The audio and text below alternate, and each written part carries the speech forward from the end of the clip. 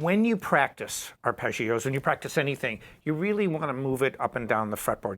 You know, just because I show you a shape in one particular location, that doesn't mean that's the only way you play it or the only place that you play it. So what I want to show you now is how to apply some of these arpeggios in ways that you can use it to create music or just even outline chords.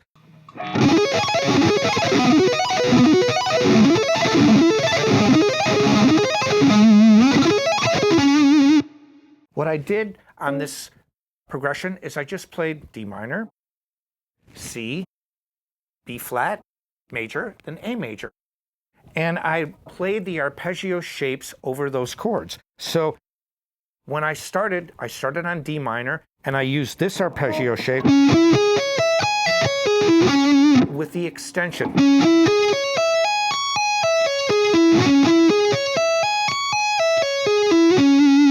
Then I moved down to C major.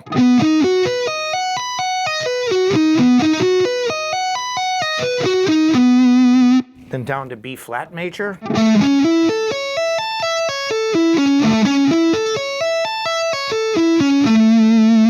Then A minor. I'm sorry, then down to A major.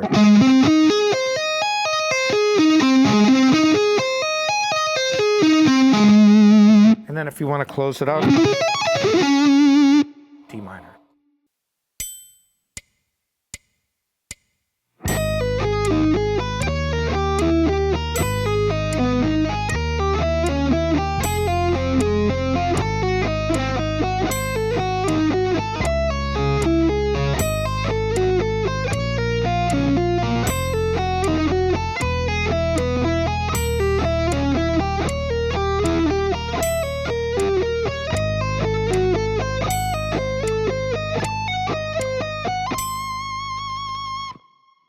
Now let me take you through this chord progression.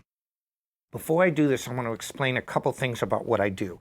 First, I start each arpeggio shape with the top note. And I did this for a reason. I wanted to create a melody using these top notes. They are in 16th note triplets.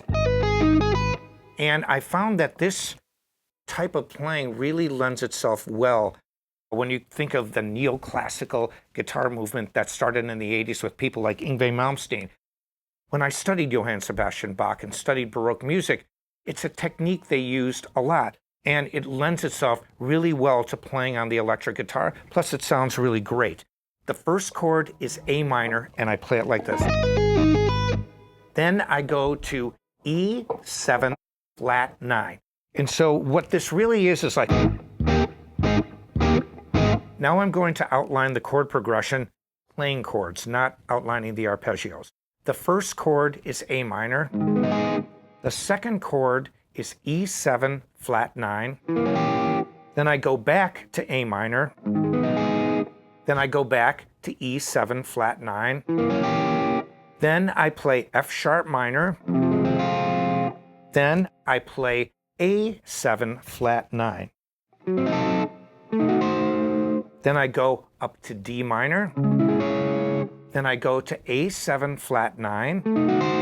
Then I go to B minor. Then I go to F sharp 7 flat 9. Then I go to F major. Then I go to E7 flat 9.